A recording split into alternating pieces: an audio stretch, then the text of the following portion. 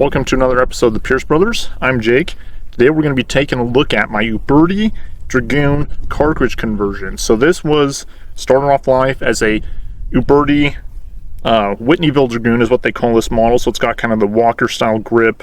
Colt originally made a couple hundred of these before they went into full-scale production with their first model Dragoons. It was kind of a transitional model between the Walker and the Dragoon. So that's what this started life as, is just a replica made by Uberti, Black Powder Cap and Ball revolver. I bought it and had it sent to Goons Gunworks, and we used a curse conversion cylinder in 45 Colt, and yeah, so he did all the work on it, got it sent up, timed properly. So what he ended up doing, I'll just kind of name off everything. So of course, you put an action stop in it, so when you cock the hammer, it basically just stops nice and solid. That prevents basically overcamming the action if you're running it hard and fast constantly. Helps preserve the action in the long term. So we did that. He put interference pins in it, which is so Mike kind of his invention. So it's basically 3 pins that go in through the frame this way, and the trigger guard of course covers it, but it basically keeps your action screws from never coming loose. So there's an open and closed position, so if you ever want to take the action apart, of course you have to take the back strap and trigger guard off and then pull those interference pins into the open position before you can unscrew the screws. But that's a cool modification, so your action screws should never come loose through shooting. So let's see here, action stop, interference pins.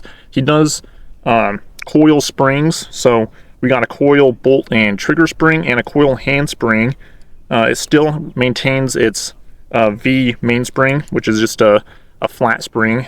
In the long term, you should be able to shoot this gun for a long time, never break a spring in it. He also did, let's see here, a bolt block. Allows basically more precise bolt drop and bolt location. Retime the action, so the timing on this gun is absolutely perfect. We have the bolt. He put the bolt where it's dropping kind of early, so you can run this gun hard and fast all the time, and never, basically the bolt will never miss one of the notches. So this was originally actually, so I'm kind of getting ahead of myself with everything, but this was originally, I wanted to kill a bear with a Dragoon, and so that's kind of what the whole project was making a Dragoon into a bear gun. So this spring, hopefully I'm going to be able to get a bear with this. So we'll see how that goes, and keep you guys updated on that. But we want to make this as durable and reliable as possible. So let's see here. I mentioned the springs, the bolt stop. Another thing, so of course he corrected the arbor length. The Ubertis all have a short arbor, and the wedge. He actually has a system he puts in with at the end of the arbor that you can adjust wedge tension. So if you're shooting the gun a lot and the wedge is starting to get a little bit loose when you're putting it back in and after cleaning the gun or disassembling it, you can adjust that bearing surface on the wedge and make sure the gun stays tight. And that's important, especially if you're shooting heavier loads. So another thing, so we set this gun up to be really tight. So end shake on this is, 2 thousandths. So it's a really tight gun. Everything's timed up perfectly, as mentioned. He did some forcing cone work, cut it to an 11-degree angle. So let's see. Of course, part of the cartridge conversion process, he had to cut a section in the frame to allow you to actually load cartridges. So that was done. Trigger pull was set right around 3.5 pounds. So got a really good break on it. At the end of the hammer, he put a hardened steel plate here, installed that, so you can shoot this gun I mean, again, it's set up to basically run a lifetime, so you can shoot this gun for a lifetime and never worry about the softer material on these hammers peening and wearing over time. I've got quite a few hundred rounds through this gun so far, and there is zero signs of wear on that hardened steel plate from contacting the firing pin, and it's so far running extremely well. Load wise, so it's kind of an interesting story. I bought this gun, originally it was shooting extremely high. I started with heavier grain bullets, 285s, 300 grainers, and those were shooting a couple feet high, with the 250 grain bullet still shooting really high. So we eventually settled on a 200 grain bullet going 1,300 feet a second, and that was shooting pretty much directly to point of aim. And but then pretty soon after that, within probably 100 rounds, after I kind of worked up the load and everything, was getting the gun sighted in and doing some practicing with it, I ended up losing the front sight. And when that happened, I thought it was a good opportunity to go ahead and put a taller front sight in. That would allow me to use heavier grain bullets, which I typically prefer, especially if I'm going to be going and shooting a bear with it.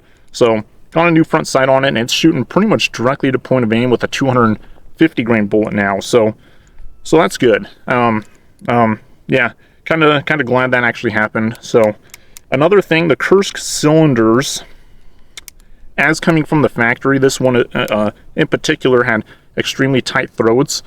They're measuring 450, not quite 451, kind of in between 450, 451, and so shooting heavier grain bullets like the 285 grain Keith or something, when seated out to the correct overall length, they actually wouldn't chamber.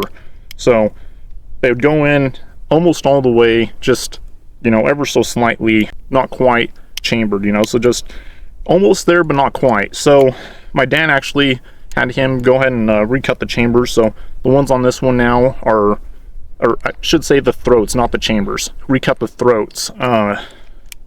So they are measuring 453 now. So now any bullet choice I want, it fits, shoots, functions perfectly with this gun. So yeah, this has actually quickly become one of my all-time favorite single-action revolvers. If you've ever handled a Dragoon, they're really heavy. I mean, this is a very heavy gun.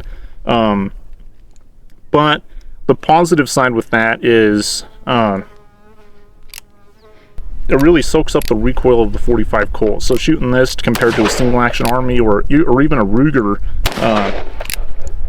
pretty big noticeable difference in the amount of recoil you get. So one big disadvantage with the Dragoon conversion is there's no real ejector system, so you got to use like a little stick, or I even just use my fingernails, hook them underneath the rim and pull them out. Not the best system, but I hear Kursk is actually working on an ejector system for these, and as soon as that happens, I'll throw one on here and get rid of the old loading lever. I've kept the loading lever on here just because it looks complete with it. If I had an ejector on, of course, it would look complete with that. Without either, it just doesn't look right.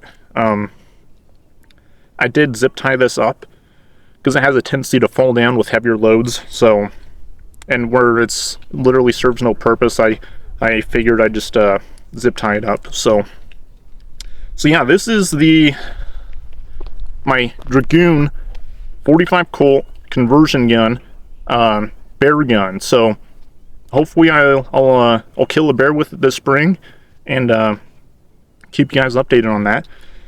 One thing I am going to mention, so if you buy a Dragoon and decide you want to convert it to 45 Colt, Goons Gunworks does a fantastic job on that. And it's pretty important to have these guns set up properly, because if you've got one and you convert it to 45 Colt and you just decide to run out and start shooting it with heavier loads, the gun will batter itself to death. I mean, without the wedge, arbor, and end shake set properly, they're just, it won't be the most durable gun. But set up properly, like Goons Gunworks did with this gun, should last a lifetime. So definitely go check out Goons Gunworks. He does fantastic work. Like I've said, this has quickly become one of my favorite single action revolvers I've ever owned, actually. It's just a ton of fun shooting a big, heavy single action like this. So, one other thing. This holster, actually, I ordered a holster from Graveyard Jacks. So that's who made this holster. He does actually fantastic work. I ordered this off Etsy, but it fits the Dragoon perfectly. I had this one set up for a 3-inch belt. This web belt here is one of my favorite belts, actually. So, but yeah, he does extremely good work. This nice heavy-duty leather, very tasteful border stamping he did on it. Absolutely perfect fit with my Dragoon. So definitely go check out that holster if you looking for a holster for your Dragoon. So anyways, thanks for watching this video, and we'll see you guys next time. I fan that gun. What power are these loads? Those are just the standard 850 feet a second. Good enough. Wait, so why don't I go ahead and fan it? Yeah, do it. It's been a while since I fanned, so is it okay? All right.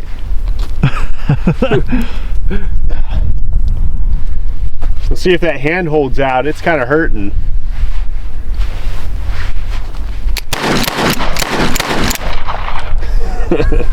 Missed one in there somewhere. I think he kind of short stroked it. Yeah. Well, let me try that one more time.